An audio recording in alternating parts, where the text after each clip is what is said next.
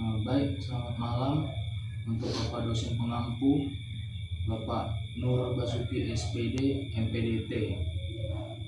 Saya Calvin dengan NIM 52231220004 akan menjawab soal-soal UAS berikut ini. Yang pertama ada soal di sini. Pertama, jelaskan pengertian literasi digital menurut pemahaman Anda. Bagaimana literasi digital dapat membantu peningkatan kualitas pembelajaran Anda sebagai mahasiswa teknik otomotif? Sertakan satu contoh praktik atau aplikasi nyata dalam kegiatan belajar Anda. Nah, literasi digital itu adalah pengetahuan penggunaan dalam pemanfaatan media digital atau internet untuk memenuhi kebutuhan seseorang di era digitalisasi. Lalu, bagaimana literasi digital dapat membantu meningkatkan kualitas belajar sebagai mahasiswa otomotif? Dengan adanya literasi digital itu, kita dapat terbantu karena memungkinkan untuk mendapatkan informasi seputar otomotif dengan mudah dan instan. Salah satunya di platform YouTube. Kita dapat mempelajari tutorial cara membongkar mesin dengan cara melalui YouTube tersebut. Lalu yang kedua,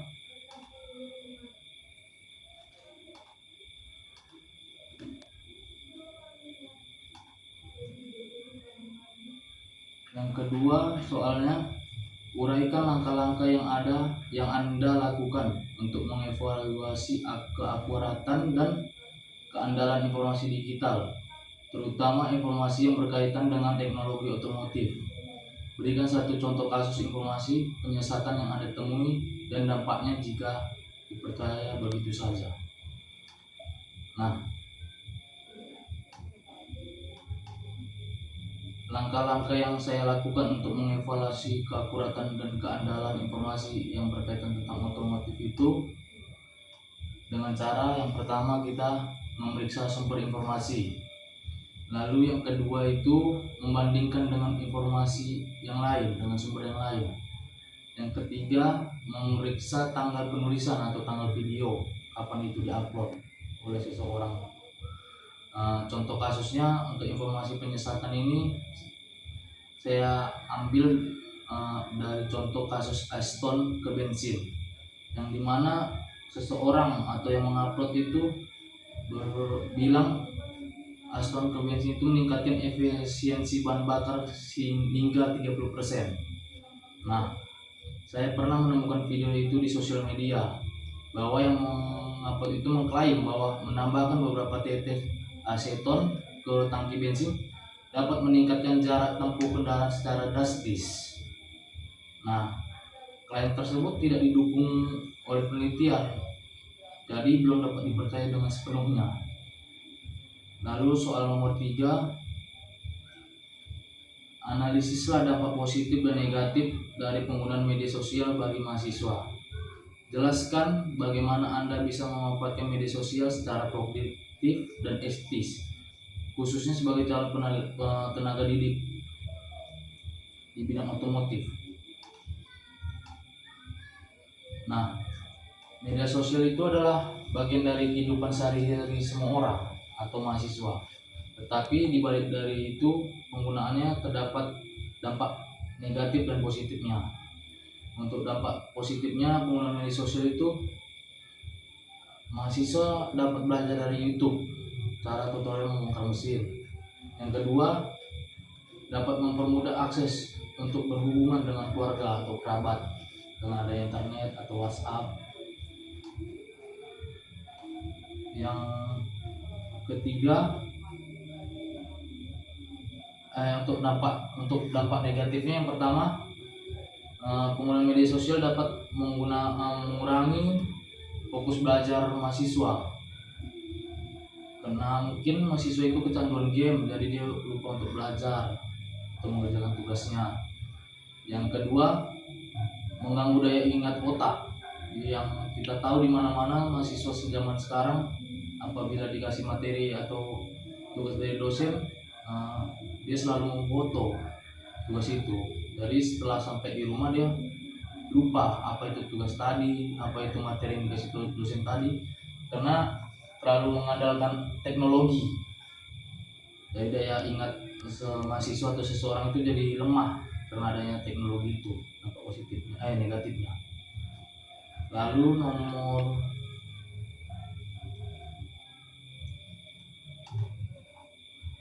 soal nomor 4, jelaskan apa yang dimaksud dengan etika digital. Sebutkan dan jelaskan minimal 3 prinsip etika digital yang perlu dijaga oleh mahasiswa dalam aktivitas daringnya.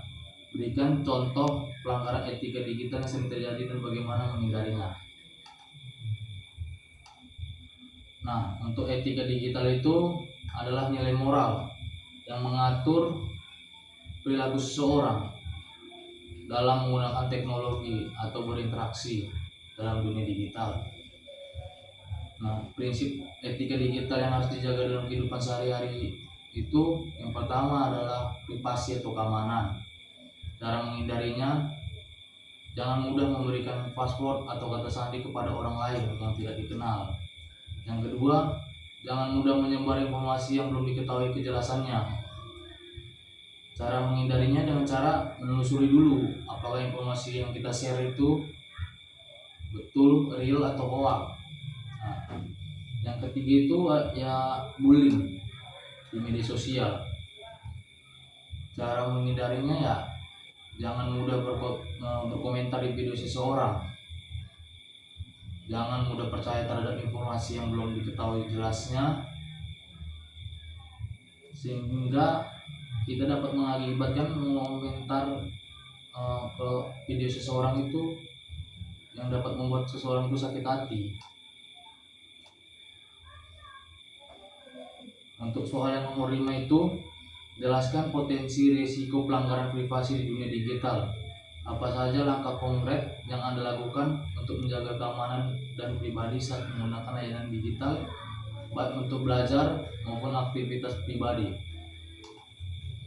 Nah, jawaban yang untuk nomor 5 ini, yang pertama, potensi risiko pelanggaran privasi di dunia digital. Langkah yang dapat kita lakukan itu dengan cara jangan mudah mengklik dari sembarang orang yang nge-share. Contohnya di zaman sekarang banyak yang ngirim dokumen PDF dari WA yang belum kita ketahui, yang belum kita kenal orang itu siapa, lalu dengan gampang kita mengklik. Nah, itu bisa jadi kalau kita mengklik itu kita dapat dihack HP kita oleh orang tersebut yang mengirim. Terus yang nomor 2, penyalahgunaan data oleh pihak ketiga.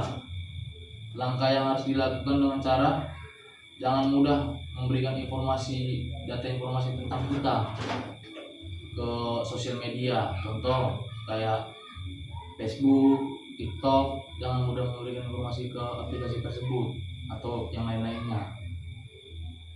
Terus selalu rutin mengganti kata sandi aplikasi kita supaya nggak mudah untuk diretas atau dihack. Mungkin itu saja jawaban dari saya untuk menjawab soal-soal UAS ini. Terima kasih.